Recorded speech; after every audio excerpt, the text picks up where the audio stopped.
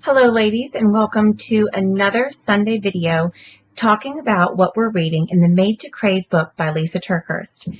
This week it was your job to read chapters 8 and 9, and I just want to go over a few things that stood out to me and I wanted to share them with you.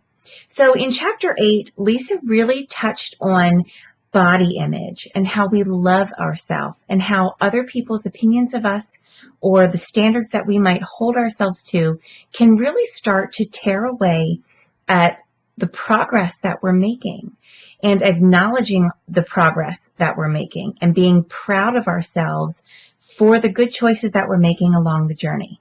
Now, all of us in this challenge group, I would say 99% of us, started this challenge group because we had a number of pounds that we wanted to lose in our head and in our heart. We thought, okay, I need to lose 40 pounds. That's me. Or I need to lose 20 pounds, or just that last 5 pounds. Or maybe you're starting where I was a year and a half ago and you have over 100 pounds to lose. Don't allow the scale to be the end-all, be-all determination of how your progress is going in this journey. I want you to really stop and think. When I post about Flashback Fridays, and I always say that they're my favorite day of the week because on Fridays we get to look back at how we've grown and changed over the past week and since the beginning of the challenge in how you have progressed in your health and fitness. Yes, there's going to be times when you get on the scale and you've lost 3 pounds in a week. Fantastic. There's going to be other times, as the author wrote, where you have gotten every workout in, you have not overindulged on food, you've watched what you're eating all clean foods, and you're drinking all your water, and you're feeling great. You're feeling so proud of yourself because you know that you're making progress, and you feel lighter and stronger and more vibrant. And then you step on that scale, and maybe it hasn't budged at all. Or maybe, as she said in the book, a measly 1.8 pounds. And you start to feel frustrated because you think, well, I did everything right. I don't know what else to do. I didn't overindulge. I didn't, fall into the trap of the cravings. And I've been doing great. And I've been busting my butt in my workouts. And I've only lost 1.8 pounds. Are you kidding me? Or even worse, I'm up a half a pound. Are you kidding me? And then you step off of the scale and you forget how great you were feeling 20 seconds before. That you realize that all of a sudden everything that you were proud of before is out the window because the scale didn't move as much or in the direction that you wanted it to. So from chapter 8, the big takeaway that I got, even after being on this journey for almost 2 years, about a year and a half, is that I still depend on the scale too much. I know that we all have our ups and downs, and to be perfectly honest with all of you, I am at this point right now today 18 pounds heavier than my lightest weight.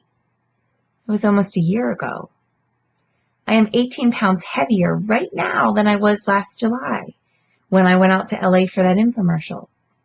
But I'm still in the same pant size. I'm still feeling good. I've gotten through this phase of some depression that I was struggling with, and I put some weight back on and kind of got in a funk and stopped doing some workouts. And, we all been there. I've been there. If you're there right now, I've been there. But I'm doing really great, and I'm eating clean and, sticking to my goals and getting my workouts in every day.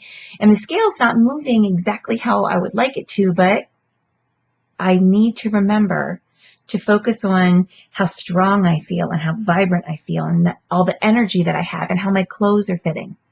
So yes, you will continue to lose weight. Your body will get to where it needs to be as you continue with clean eating and daily exercise and accountability. It will happen. It just might not happen as fast as you want it to. So don't be discouraged and don't limit yourself in how proud you are because of the number on the scale.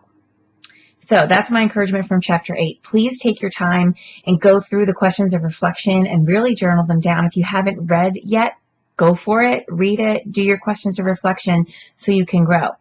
Chapter 9, she really honed in on exercise. And y'all know, you've heard me say it before, there is nothing that you can do to change your life for the long run. You know, you're in this for the long haul. You do this to change your lifestyle without moving, without getting some exercise in, without taking care of your heart health, like your cardio health. And chapter 9 really touched on how if you kind of don't really work really hard on your workouts, meaning during your workout, if you don't put in all the effort that you can, you're going to get mediocre results, right? That's just tough love. I mean, if you only do 2 workouts a week instead of 5, you're going to have mediocre results. You're not going to see your body change the way you want it to. That's just science. It's just the way it works. Also, during your workouts, if you're not pushing yourself and really trying, and I'm speaking to myself here too, you're going to see mediocre results.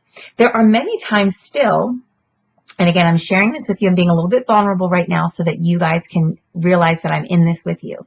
There are some times when I think to myself, oh gosh, I still have 40 pounds to lose. I'm just going to modify these burpees.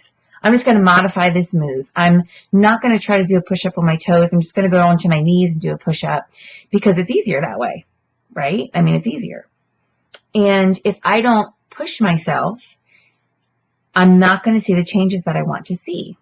And she was talking about that in chapter 9, how if you just kind of don't put forth the effort that you need to, you're not going to see the results that you want to see. So for instance, real life example, right now I'm doing a program called 22-Minute Hardcore. It's only 22 minutes. I mean, I should be able to do it hard the whole time, right? Because it's only 22 minutes. This past week, one of the days I just really wasn't feeling it. I just really just was tired and I just kind of didn't want to do my workout. And so I gave up. At this one moment, it was hard. It was this hard series of moves. And I just kind of gave up and I sat there with my hands on my hips and I just kind of breathed and kind of looked around the room. And then I just waited until the next move.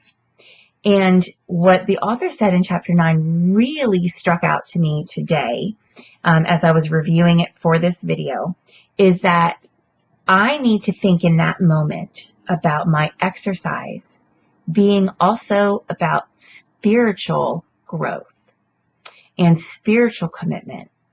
And, we've talked before throughout this challenge group and throughout this book about how when those cravings come, we need to kind of get this mental dialogue going with ourselves. Like, is that craving that I'm having for that Easter candy?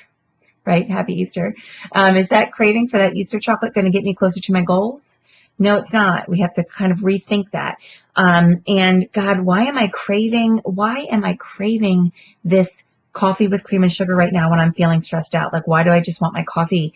God, I pray that you can be my comfort, that you can be my relief, that you can be my strong tower.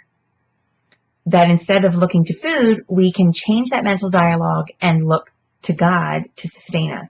It's the same thing with exercise, ladies, and that's what she talked about in chapter 9. So again, back to my real life example. So I'm getting ready to go do my workout today, 22-minute hardcore. I'm getting ready to do it, even though today's my rest day, because I want to really work through this that I'm reading in the book. That when I get to a part where I just want to quit because it's hard and I just want to take a breather, and I'm at home, I'm not at a workout class. There's nobody here watching me, so I can take a breather. We're all guilty of that, right? Today, when I do it, and what I encourage you to do is what the author touched on in chapter 9. When we get to the point where it's hard, remind ourselves, God, I am doing this because my body is a temple of the Holy Spirit, and I need to take care of myself and honor you through my workouts. God, please give me the strength. Let me focus on God. Let's focus on God during our workouts when it gets really hard, when our human nature and our muscles that are burning and our lungs are really burning and our heart's pounding, when it's easier to just slack off a little bit or give up a little bit or take a breather. What I would like to do is to stop in that moment during the workout and say, God, give me your strength. I'm doing this to honor you. I'm going to do this set and I'm going to push myself because I'm relying on your strength and not mine. Certainly there's going to be times in our workouts, even when we do that, when we need to take a break, when we need to hit pause, or we need to just take a breather, and that's okay. But what I want to challenge you with is to try harder, to push yourself further than what you would have done the day before. Because if we keep working harder and harder and harder during this journey, we're going to get stronger and slimmer and more confident with every single workout. So to wrap up, I want to kind of not take this too far ahead of ourselves. I want to stick to chapters 8 and 9. To wrap up, please do not place your self-worth on that number on the scale. Do not place how proud you are of the progress that you have made based on how far the scale has dropped or not dropped this week. Please remember that when I post about Flashback Fridays in our challenge group, sure, yes, if you have lost weight, shout it from the rooftops. We are in a safe, loving environment where you can say, holy cannoli, I lost 3 pounds this week and I am so excited. We're going to celebrate with you. But what I also want you to do is to be able to say and post and comment all of the things that have changed in you this week and what you are proud of for doing regardless of what the scale says. So when the Flashback Friday comes around, think back to this chapter of not placing all of your value on that scale. I guarantee you that if you continue with this journey, you will get to your goal weight. It might not happen as quickly as you want it to or as easily as you hoped it would, but it will happen. Love yourself through it and be proud of every baby step you make in your choices and in your weight and in your pant size. Be proud of yourself along the way and love yourself through it. And to wrap up with chapter 9, push yourself. Make your physical exercise a priority in your day. This is your assignment from this video. In addition to doing the questions of reflection from chapter 8 and 9, I want you to really think hard about what you are doing for your physical fitness. I want you to take a piece of paper and, as she says in the book, draw a line down the middle. And I want you to write on the left side everything that's hard about exercise. It could be the time management, getting it in, prioritizing it during your day, that it just makes you sweaty, and maybe you're not that kind of girl. Maybe you just really hate it, like the author admitted to. Maybe you just really don't like the way it makes you feel at first. Write those negative things down. Then on the right side, I want you to write down all of the positives that are going to come from developing your habit of daily exercise. You will change your body. You will lose weight. You will become stronger. You're going to improve your cardiovascular health, which is huge for sustaining lifelong health. There are so many benefits, but I want you to write them down. I want you to think in your life, what are the hard things about exercise, and then what are the easy things about, or the benefits to exercise. And that way, you can see that the benefits far outweigh those negatives. And I want you to hang that on your fridge. Honest to goodness, I want you to hang it on your fridge so that when you don't feel like doing your workout, you can walk over there and you can say, yep, that's my excuse today. That's my excuse today. Yeah, I just would rather watch TV. Yeah, I just really don't have time. Make it a priority.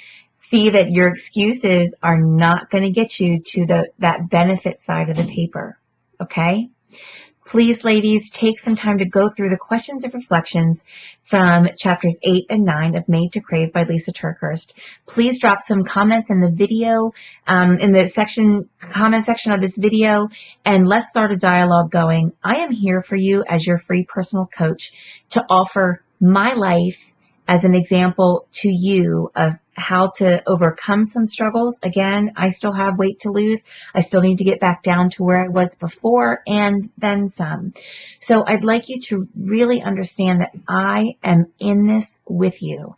I am here to offer my love and encouragement and inspiration and motivation and some tough love when you need it.